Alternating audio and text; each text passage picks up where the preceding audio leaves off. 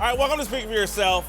Happy Monday. I'm Jason Whitlock. That's Marcellus Wiley, that dude. Yes, sir.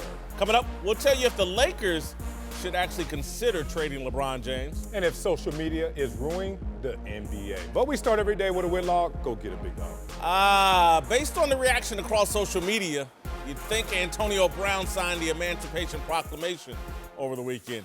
You'd think AB freed the NFL players and showed them the path to being NBA players. NBA player Jared Dudley tweeted that AB changed the way NFL players get leverage. Chiefs guard Jeff Allen called Brown a disruptor. Bears corner Prince Amukamara tweeted the Captain Phillips meme. I am the captain now. Captain. Across social media, you can hear NFL players shouting, "We's free! We's free!" No, you're one day closer to civil war with NFL owners. 1 inch closer to a catastrophic work stoppage when the current collective bargaining agreement expires at the end of the 2020 season. And unlike the good guys in this country's last civil war, you don't clearly have the moral high ground. Not with fans, your customer base. Antonio Brown didn't change the game. He doubled down on a corrosive mentality pervasive throughout the modern American society. By any means necessary, secure the bag. Secure the bag. It's a popular phrase among the young and the woke, and it basically means do whatever is necessary to secure your financial security. The bag is filled with cash. The bag justifies all behavior. Antonio Brown is the male version of Cardi B. He wrapped his way into a beef with his primary enablers, Big Ben Roethlisberger, Mike Tomlin, and the Rooney family. The beefs were all exaggerated to mask his real agenda.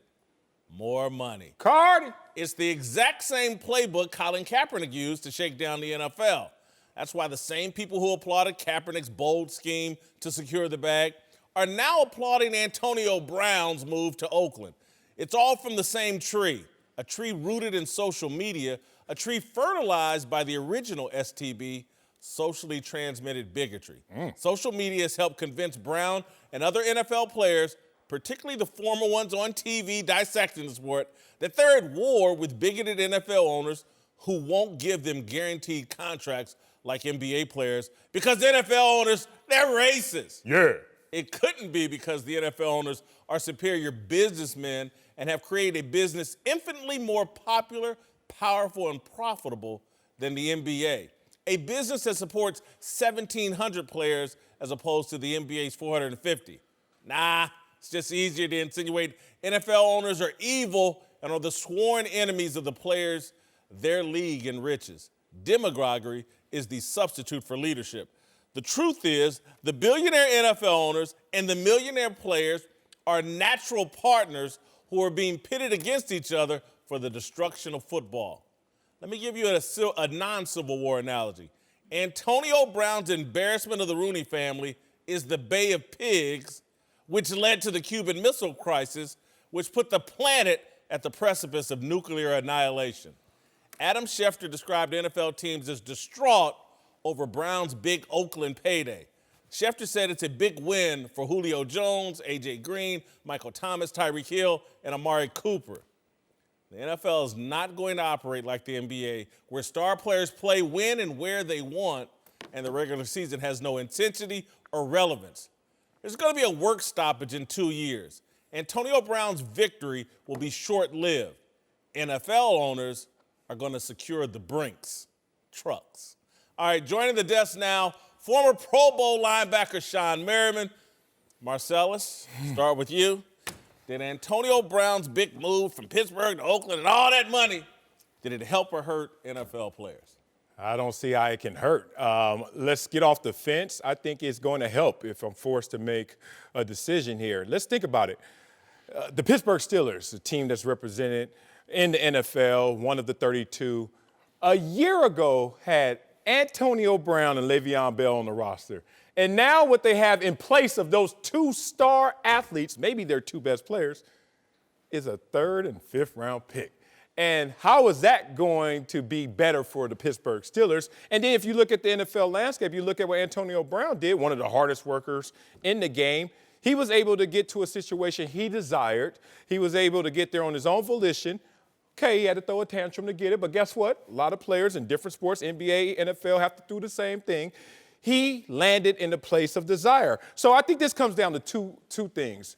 The word self-ish or the word selfless has the same root word, self. A lot of times fans get diluted. A lot of times we get lost in the sauce and not understanding what that self is about. This is a business, and he made a business decision about him, the corporation, himself. It's another thing to choose principle, and you go out there and choose principle with the LE. You sound like that person. Fans sound like that person. Go out there and speak on your truth, your merits, your belief. Sometimes you speak on principle with the AL. Just the money, baby. I was one of those players, Exhibit A, that said, I'm going to talk about the money, and that's going to direct my decisions, and it's not going to be to the detriment of the league. I think it's going to be to Antonio Brown's favor. He landed somewhere he desired. I agree with Marcellus, and to this point, he did throw a tantrum, right? I mean, he did, but only a handful of guys are able to put in that position where he can do that and still live, right? Because anyone else, not in his position, do that, you can probably cut yourself out of the league or cut yourself out of the rest of the teams wanting you. Now, you might have a problem with what he said and how he went about it, some of the sit-downs and it's going to be my way or the highway, Mr. Big Chest. And I had a problem with the way he went about it. But what he did was he just paved the way for so many other guys who can't come out and say anything. Because you got to understand with the NFL and really any powerful corporation, most of the things are done behind the scenes, right? So anytime a player or anyone speaks out, they become selfish. They become, oh, why don't you just shut up? You're making $15 million this year anyway. Well, if you deserve 20, you should complain because you're making 15. Yeah. It's just the nature of the business. So the NFL player is always in a bad spotlight for saying something. What he did was he just took the bullet for everybody. I'm going to look like the bad person. I'm going to do what I need to do to get out of this organization, and I'm going to end up where I want. Now, I was in the same, well, kind of sort of the same situation of going to Buffalo. Yeah, I got waived from the Chargers, and then Buffalo, ended up picking me up because they had the worst record at the time. I was scratching and screaming. I didn't want to go. I told him, I called Buddy Nix. Buddy Nix was third in command there with the Chargers behind A.J. Smith and general manager. He was now the general manager with the Bills. Buddy Nix called me and said, hey, we want you to come. And I said, Buddy, I don't want to come to Buffalo, period. I'm not coming. I'm not getting on a plane. Buddy Nix called me 2 hours later after I hung up the phone on him. Called me 2 hours later and said, hey, guess what? We just put your contract in and you're coming to Buffalo. I had no say-so. Now, I ended up enjoying Buffalo, and they paid me well to stay there. Right. But, it was a different story because I did not want to go. And instead of making a big fuss publicly because I didn't want to be that guy where I'm walking into an organization seems unselfish, I didn't say anything. I want to add another layer. I want y'all to just think this through with me. AB on his way out the door to get this money, to secure the bag. He trashed Big Ben, he trashed Mike Tomlin, and he trashed the Rooneys. So again, there's a way to get the bag without stepping on a bunch of other people because that's all this is about. Drew Rosenhaus put this dude in a bad contract, and he needed to fix that contract. Bad contract? Yeah, just a better one came the year after. But below market. There was a reason why they did an extension, and then they restructured the extension last year or in 2018, trying to fix. Sometimes your agent does you a disservice, and then they create this whole big mess. And AB's picking fights with Ben, Tomlin, the Rooneys, all to fix his contract. That's what this is about. He stepped on a bunch of other people and embarrassed the Rooneys. Now they're trading for a third and a fifth. Trust, there's going to be hell to pay for what AB just did. The man wanted the money. He should have been man enough. Him and Rosenhaus should have been man enough to say, all this is about is more money. Pittsburgh wasn't going to give it to him. You're going to get mad at AB because he got hip to the program that they were playing in silence in the background. Like Sean just said, here's the music that was playing in the locker room, not that something that we know from the outside in the vantage point. He was hip to this. AB was like, wait a minute. I'm 31. We know in the NFL, once you hit 30, they're already sniping you. We know that by birth certificate. He's like, I'm 31. And all of a sudden, Juju is getting 2 fewer targets than me on the same team when there is a pecking order and there is a gap between our talents and our capabilities. Respect Juju, though. And then he's like, okay, so they try to play me, and this is the first time I'm not leading a team in, 6 years? And pass completions, receptions, and also yardage. Oh, I led the league in touchdowns, but guess what I'm starting to hear? Oh, man, AB starting to lose it. You know, once you start hearing that conversation, the music cranks up. And then next thing you know, they snipe you. So before that happens, and it happens to all of us, if you don't go out there and restore order, you got to get your money in that moment, or you will lose leverage forever because your best years, according to the league, are behind you. And they start painting that picture for you. Oh, yeah. Right, they paint that picture for you on your way out the door because when you hear him talking in this interview when he said that, oh, I was this and that for it, no one said anything for 7, 8 years straight. All of a sudden, now I'm this guy. Well, everybody knows when it's contract time or when there's something is going on when they're trying to move you, that's when you start to hear the rumblings. And if you want to blame anybody, you have to blame the Steelers organization because if you knew that he wasn't going to be there, you would have got rid of him a long time ago. You knew he didn't want to be there last year when you talked about trading him. And got something for him, more than a third and a fifth. So it's their fault because if they would have traded him last year, they probably could have got a first and a third if they would have traded him last year. But he made such a fuss and such a big deal before he got out of there. Teams knew he was going, so they wasn't going to get anything more than the third and the fifth anyway. Hey, Whitlock, you hear that music? You hear that? Juju, team MVP. Man, they were playing that song loud, and he said, finally, I know what to dance to. I'm out of here. Look, man, history is our best indicator. And again, this Drew Rosenhaus went through this with Terrell Owens. Forced his way out of Philadelphia, got more money in Dallas. Again, I'm just telling you, everybody is sitting around, oh, my God, we free. Look, this is new leverage. None of that this is all history repeating itself. I just have AB, Terrell Owens, Drew Rosenhaus. When T.O. was there, he went after Andy Reid, he went after Donovan McNabb, and eventually went after the Philadelphia organization. Got released, went to Dallas and got more money. Oh, did AB just went after the quarterback, went after the coach, went after the organization? This is instead of getting released, they got a third and a 5 for their headache wide, diva wide receiver, and nothing's changed. And the guy gets $30 million in guaranteed new money over 3 years. I'm applauding for that. Yeah. But that's not blockbuster money. That's not setting a new market. Everybody's out here acting like AB did something original and this is new. It's not new. This is straight from the Rosenhaus playbook. This dude was in below market value contract. The Steelers had no more guaranteed money really to give him. It's a bad deal. They created a mess, took a dump on Big Ben, Mike Tomlin, and the Rooney organization to get their way out. Standard operating procedure. Wait, you just said nothing changed. You're right. He went from one non-playoff team to another. But you know what did change? He went from not being the highest paid receiver to the highest paid receiver of value based on what his production is. What also changed? He went to a situation where the quarterback and him can be on a better plane. Good luck with Derek Carr delivering the way Big Ben does. Good luck with that offensive line. The Oakland Raiders and John Gruden, the trash heap of football, a laughing stock right now. Everything out of desperation. Oh, and they just left the Kardashians, as you call the Steelers, but now he's in the dumps. Hey, you know what the Kardashians do? Make that dough. They sell. May not like them, but they successful. The Oakland Raiders, that's a whole different story right now.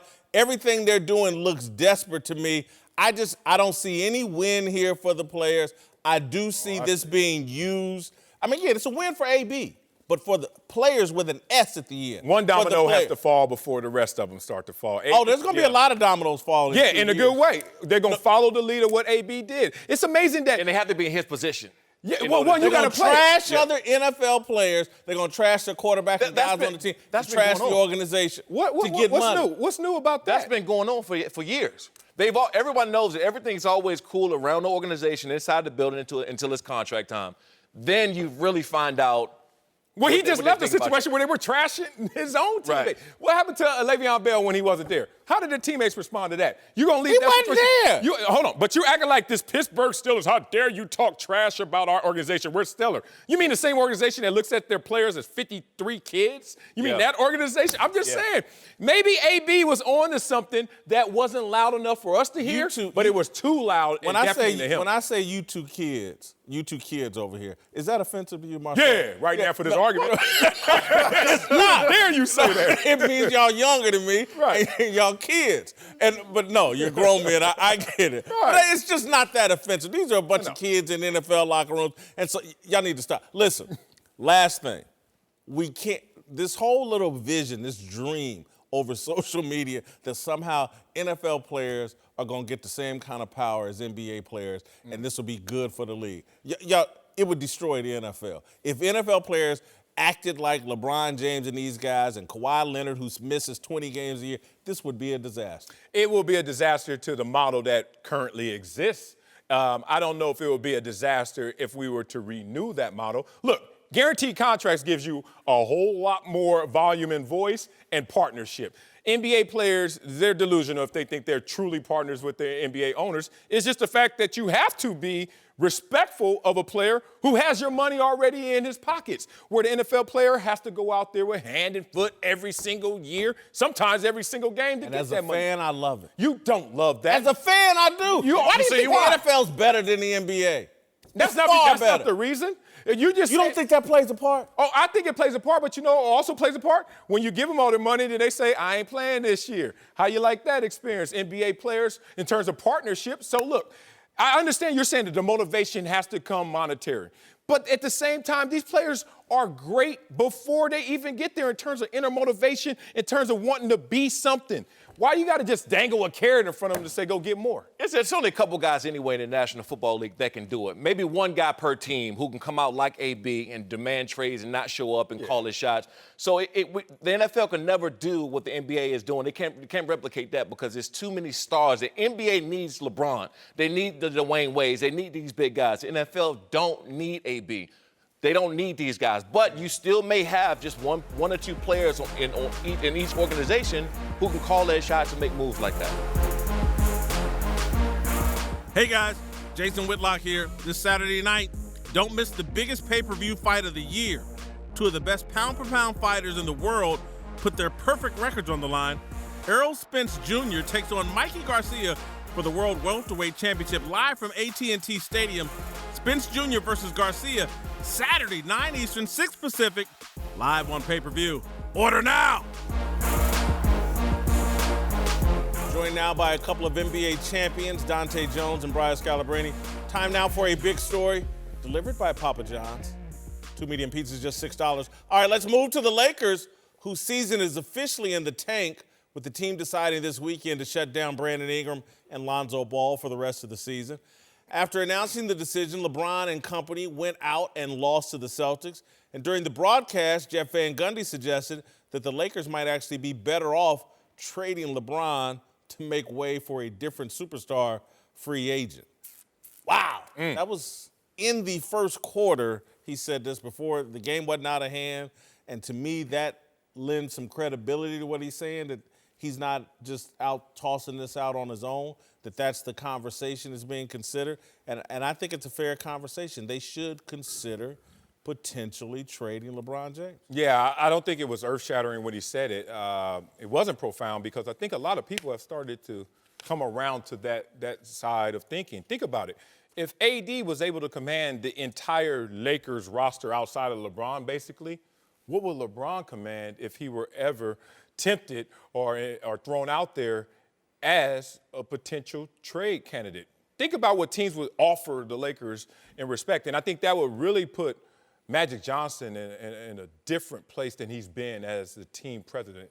If Magic Johnson is the team president by title, by execution, by how he actually approaches his job, or is he a former player who is working as a team president? It's a big difference because this means you got to do the work, even if it bruises the egos, even if it really damages the ego of your franchise player, who went on record when the youngsters were being trade candidates as saying, it's just a business.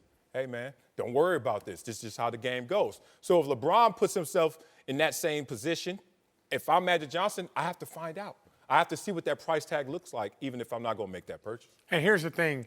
I think it does depend on when the lottery balls bounce around where the Lakers finish up. It does depend on where a team like the Knicks finish up. Obviously, everyone wants Zion Williamson right now.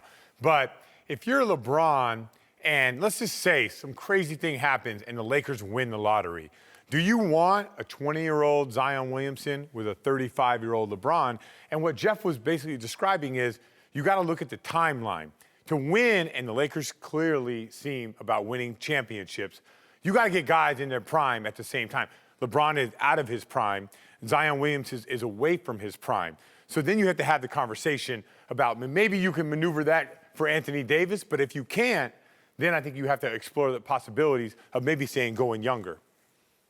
I think that's an approach from the Clippers could have. And they did execute that approach with Blake Griffin.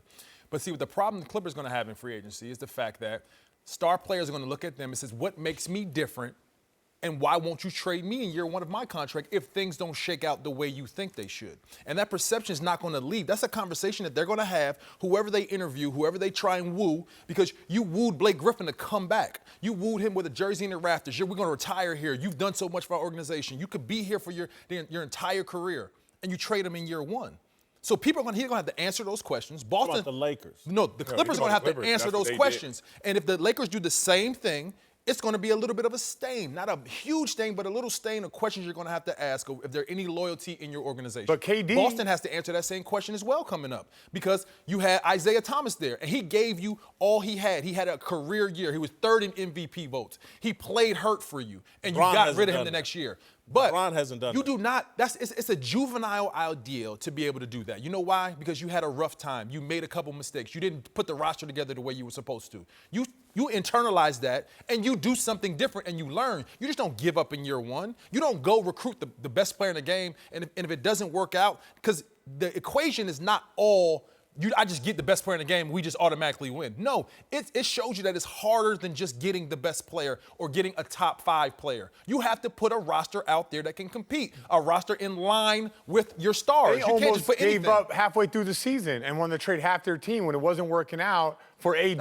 That's not a give up. When you try to trade for AD, you try to take a generational talent and use your assets to get him. It wasn't, we're going to trade y'all for anybody. They said they wouldn't trade LeBron for anybody either. You got to see what that price tag looks like. I mean, what's the 2 lottery picks that you're looking at? But 2 lottery picks puts you 3 more years away from getting to the playoffs. I mean, you sometimes... See, the Clippers can do that and operate under the radar because there are no expectations on the franchise. One more Clipper shot, one. No. If you look at this was a 35-win team without LeBron, best player in the league. How many wins they going to get this year? He did not. Less. This is not about LeBron James. Don't get it twisted. It's not about the player. I'm talking about Star X. If you sign Star X in year one and you just abandon him in year one, you have a small stain. What I was saying about the Clippers is the Clippers can operate under the radar. Your fans are not saying we need a championship or we need to go to playoffs now.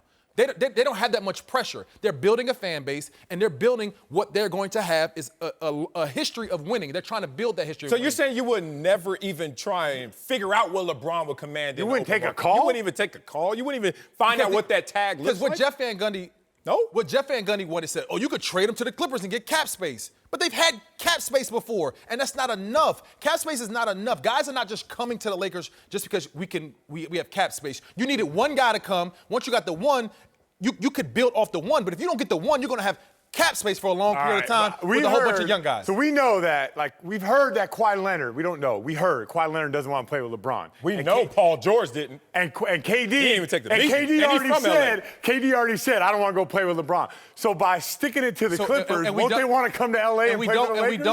We don't know that Paul George didn't want to play with LeBron. We don't know that. We know because he didn't take a meeting from LA? As a matter of fact, I know that Paul George thought about playing with LeBron. Of course he did. No, and didn't have a problem playing with LeBron, but what Paul George knew inside of his own head is that he could not operate in LA the same way he could operate in a market like Indiana. He understood how he got to be Paul George in Indiana. He had full focus on basketball. LA as a city is tough to be in, and if you know yourself. Like I moved out of the city because I have a family, I have kids. The distraction of the city would have me maybe doing some other things than taking care of my responsibilities. So what I do is I dance around. There's not a reality that some guys don't want to play with LeBron James. That has to factor in the fact that I want to see what LeBron James can command as well. Okay, but there's not a star in the NBA that everybody wants to play with. There's not. So that doesn't put LeBron James against Steph Curry. Some guys don't want to play with Steph Curry. Somebody don't want to play with Kawhi. Somebody don't want to play with Kawhi. They may not like Kawhi as a person. Somebody might not want to play with now we're getting KD. Hypothetical. I know this. But it's not a. What I'm saying is, it's not a one-size-fit-all for all stars. People want to play with certain people for personalities. Do you take those calls? Do you explore? That's why I said Magic has to do his job and not just be the former player who knows LeBron. If I'm Magic Johnson, I figure it out with who I signed up with. I don't want that stigma on my organization. I don't want to. You had 3 number 2 choices. I don't give the best up. player in the Here's league, my point. Here's my point, though, Dante. I don't think the stigma is going to be on the Lakers. I think the stigma right now is on LeBron. I think Why is that? The narrative is he's not all in. And that at this point, he's not all in, that he's more about his Hollywood projects. He's more into wine. He's just not all in. And so the stigma, I think, the media narrative is going to be, man, LeBron wasn't all in. So I respect that point of view. And let's say if that is the narrative, that's what you believe and that's what you think is your answer. Then you go to LeBron James and say, you know what, we need to adjust. You need to adjust as a player, and I need to adjust in forming this roster. We signed up for this, and we adjust accordingly. Oh, if in year 2, if it doesn't work the way you think it does, and LeBron doesn't make the necessary choices and decisions you think should be as the lead of your team, yeah, you have that conversation. But in year 1 of a partnership to try and bring the Lakers organization back, I do not believe the same organization that got rid of their number 2 overall pick in D'Angelo Russell. They've had 3 number 2s in a row, and they were going to trade the other 2 number 2 overalls. Where's Julius Randle right now? Like this situation right now, they had anxiety before LeBron James came here. Do we blossom with the young core, Golden State Warrior style, or do we just bring in a cherry on top and things gonna be better? They brought in the cherry on top, and things are worse. They probably won't have a better record They than brought last the cherry on top, and they had more injuries as an organization that amongst their core players than anybody in the league. He's not 28. No. But let's take that in consideration. People that you count on to play have been hurt all year. Rondo, Lonzo, LeBron for 18 games. Let me just say. So key contributors have been hurt. The Celtics traded away Pierce and Garnett, and they're still reaping the rewards of those trades forever. Jason Tatum, Brown, Kyrie are there because of that trade. Absolutely. You're not making that call? Like, what are you going to give me for LeBron James? And LeBron's going to get old and one day retire, and that pick could be a number 1 pick in the draft. You're not taking that call. You have to take that call. You cannot put what Paul Pierce and Kevin Garnett were doing at that point in time against what LeBron's James is doing. Like LeBron James, So he's going to get more. He's going to get more. That's not the answer to this equation. If you get more assets, more assets. What I'm saying is I forgot. What Pau team is Gasol winning and when Dwight Howard can leave for nothing. Oh, I forgot. Kevin Durant can leave for nothing. You know what? LeBron, just retire. If we're better or not. So what does youth equal? What does youth equal in the NBA? Youth equals a championship. Hope. Right? Hope. Still hope. It's only hope. Y'all are saying we're gonna trade LeBron James for spin that hope. all you want. It's hope, man. People love young players. For potential. Well, you know what? The We brought in potential of being LeBron good. for reality, and now they stuck with hope again. Dante Jones and Brian Scalabrine are back. Let's return to the NBA, where issues surrounding the league's relationship with social media are continuing to reverberate. Last week, Commissioner Adam Silver admitted that social media has made today's players unhappy and anxious. And now one of the league's elder statesmen, Dirk Nowitzki, is lamenting how technology has changed the game, telling The Athletic, quote, I don't know if it's about winning as much anymore as it is looking good on Instagram, Twitter, having followers and having clicks and likes. I do agree 20 years ago, people weren't on their phones as much. When we won, it was fun. When we would play music after games, when we lost, we were pissed. Guys would sit around the locker room waiting for the coach to talk, and during that wait, there would be conversations taking place. Now, it's 15 guys on their phones. Hey, I'm glad Dirk got my DMs and text messages. Yeah, fine. He on his phone too much. He just said everything that I believe. Yeah, and it's always an old man. Always. Old as hell, playing a young man's game, whether it's on the court, Dirk, or off the court, social media, Dirk, that always got to complain about what these young kids are doing and doesn't know how to read it intelligently. Look at it. On the court, Dirk is 40, 41 years old. It's over almost, right? 1 foot in, 1 foot out. I'm retired. I don't know about this retirement stuff. Off the court, you now dabble into social media. You know who's on there. You know what that's intended for. You know who has the proper usage of that. It's a generation or two under you. So now you're trying to look at it and try to read the symbols, and he doesn't understand how it goes. It's funny. I told the story earlier, and they were laughing. They're like, I don't understand the story. I'm going to tell you this. We went shopping at Walmart yesterday. Shout out to Porter Ranch, your hood. I was up there at Porter Ranch, Super Walmart, right? My wife just says, oh, we should get this tricycle for our daughter. Our daughter's like 2 months old. My son, who's 3, looked at my wife and said, I don't want no tricycle. You know why? He's past that. He doesn't even want to go to that. He's like, that's too young for me. That's not what I am. Dirk is looking at this the wrong way. Yeah, Dirk, what you own now ain't a tricycle. You own something else. Let these kids ride that tricycles. Get your big ass up off it. And that's what's happening right now. Dirk is misreading this. Why is everyone blaming social media for all problems in the world the last 4 weeks? It's just like in 2000, they blame rap music for everything wrong with the NBA. Look at the way these guys dress with them baggy clothes, and it's rap music's fault. Now, everything is social media's fault. But you know what? The league was fine then, and the league will get through this, and the league is fine now. I get it, like maybe players don't care as much at the time about winning and losing, and that's what he's complaining about. But in general, you got to think the league is in a pretty good place. It's a very popular league, and a lot of people talk about it. And global. It's a global league now. The league is in a very good place because of the global brand that it is, because it has more viewers on the game. However, what Whit and what Dirk are saying is that when you get these players in their interviews and when you start in the combine and start talking to the players, their first priority is not necessarily trying to be the best basketball player they can be. Their first priority is building their brand. And how do they build their brands? Through social media. They're trying to be a brand in this game. They're trying to bring more to the table than just be a basketball player. And that's how they use it, via social media. So a kid is based now according to how many likes or the approval of others that they've never met before. When I grew up playing basketball, it was the approval of my coach and my parents. And if my parents thought I was doing all right, I was cool. I didn't have to worry about anybody else in the crowd that I thought about. But now they have so many other factors that control their mind and their self-esteem and what they view of themselves. That is what he's saying. He's saying, how is building a brand prioritized by likes? It's built on how good you are. You're a baller. Zion has the biggest brand. You know why? Because he's the best player in college right now. We want to parse the two. But LaMelo is right behind him. Good for LaMelo. So it's not LaMelo. He's not LaMelo. That's what I'm saying. It's not about your talent. It's about your marketability and what people but follow. you act like he built that. You know what? He's also a player. People said he had game. Whether he has game or not, whether it materializes or not. But it's not about the talent. He's not number two. He's not the number two person behind Zion in talent. He's the guy with the biggest brand. So we're talking about your motivation. We're not talking about the realization. We're not talking about what comes from it. How about Marcellus? How about why do we got to just skip over Dirk's point? And this is just facts. This isn't age. He's saying, and this is true, the young people in the locker room aren't communicating with each other. You don't have to put a number on that. Communication will always be the key to a successful relationship in any regard.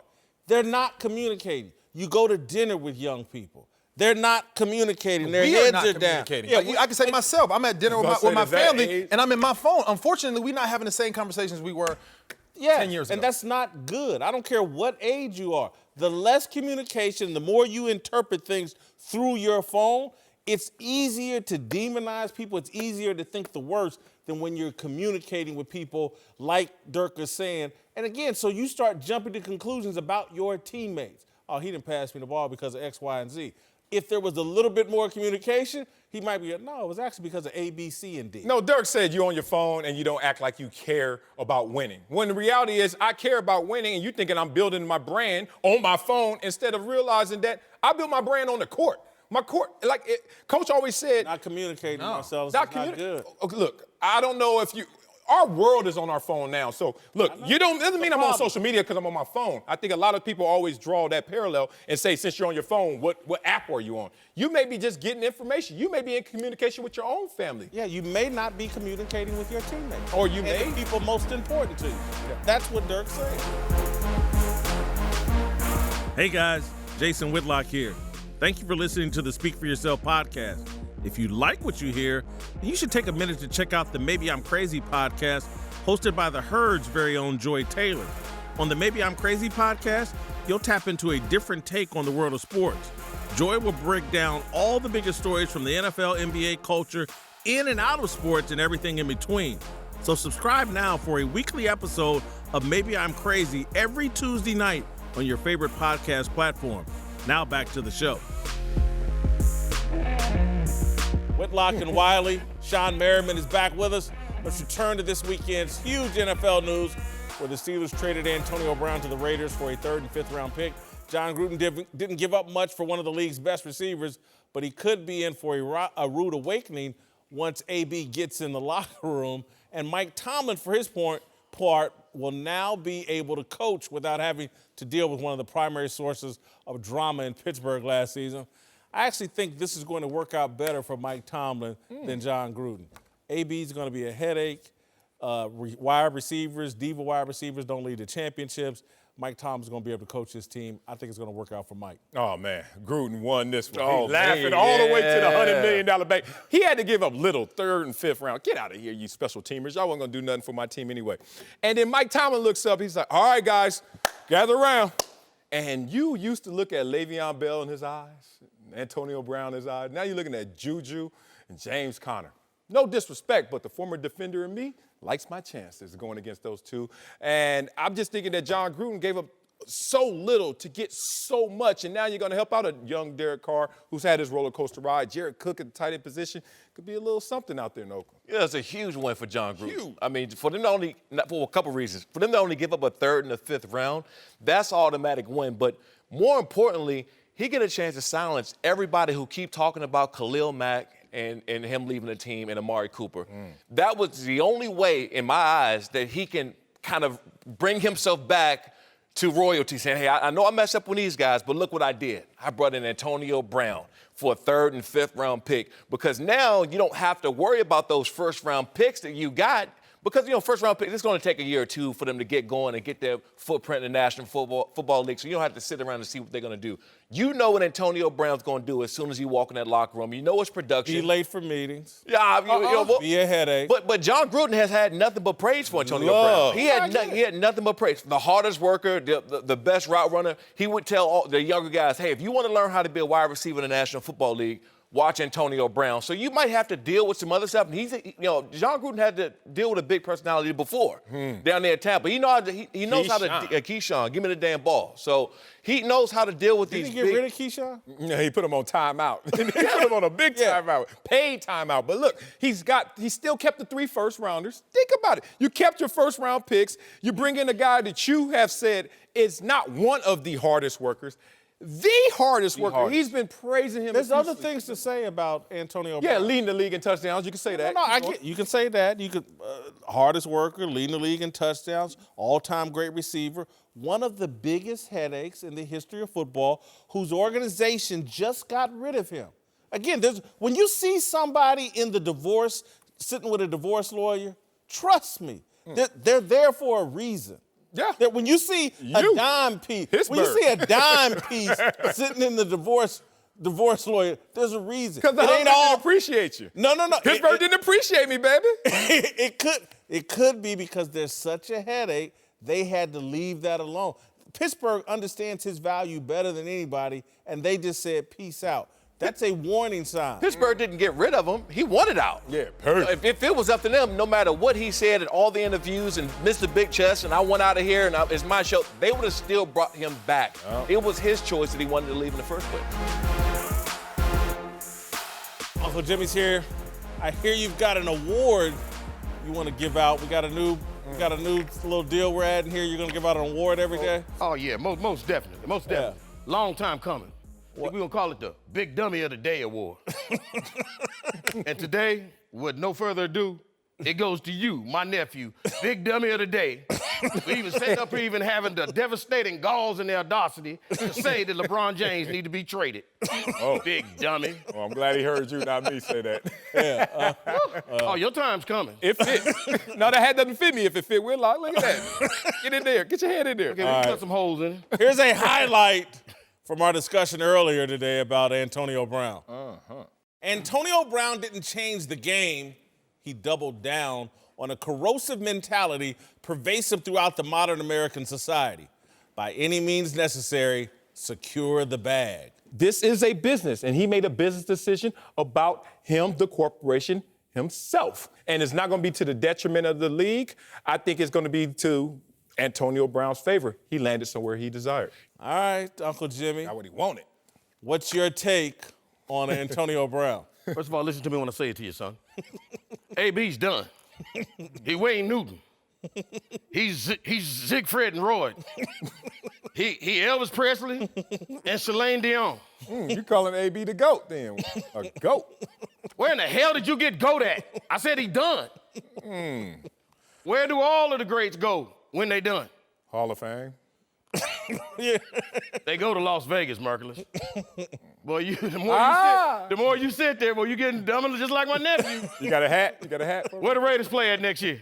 Vegas. Las Vegas. Antonio Brown, done. He Fat Elvis. AB. Hey man, look, AB in that yellow mustache gonna be down greeting people like big whales at the front of the Tropicana Hotel out there in Vegas. Just, So he gonna be. Joe Louis did that. Joe Louis, the boxer, he worked at the Vegas boy, if you hotel. don't shut your mouth, boy, don't you ever in your life compare AB to the Brown Bomber. I'm sorry. Oh, jeez. Sweet black baby Jesus help. Look, you like movie analogies, right? Yeah. Okay, here we go. I got one for you. Listen to this one. I got a movie for you. Antonio Brown and John Gruden starring in Ocean's 84. The greatest heights in NFL history. Oh, man. Don't do that. AB and Gruden taking Al Davis' son, Mark, taking him for every dime they can get. Gruden done got him for $100 million. Now AB talking about, damn, dog, can I get about 50 of them stacks? Word. I gotta give you credit. That would be a hell of a Whitlock.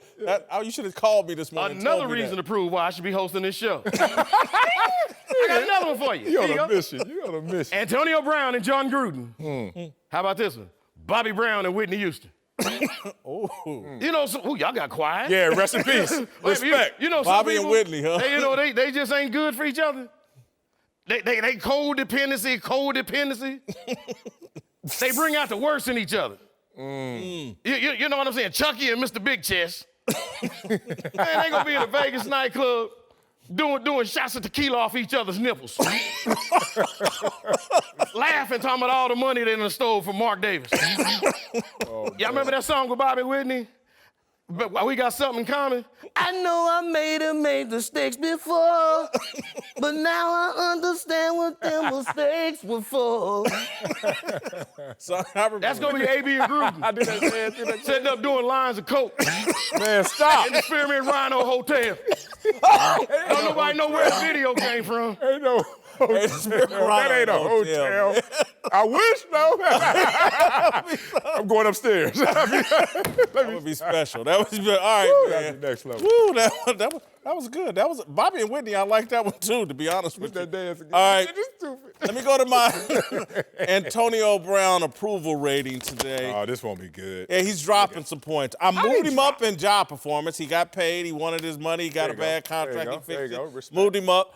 Stayed the same all-time greatest 23. Character stays the same of 4. Authenticity, I'm dropping him 6 points. This has always been about the money. He should have just said it was about the money instead of taking a dump on Big Ben and Mike Tomlin and the Steelers organization. Inauthentic. Oh, yeah, always about the money, but I got to say it. My actions speak louder than my words. I give him all higher marks for what he did on the court, on the field, and off the field. You're a labor hater. I always knew that about you. You don't like labor. You don't like a player having that power. That player had the power over ownership. Millionaire this time. players. And guess what? He is a GOAT right now, 88. Respect to what he was able to do. And he had to throw a tantrum to do it, but it got done. I can't believe you got him in the GOAT status.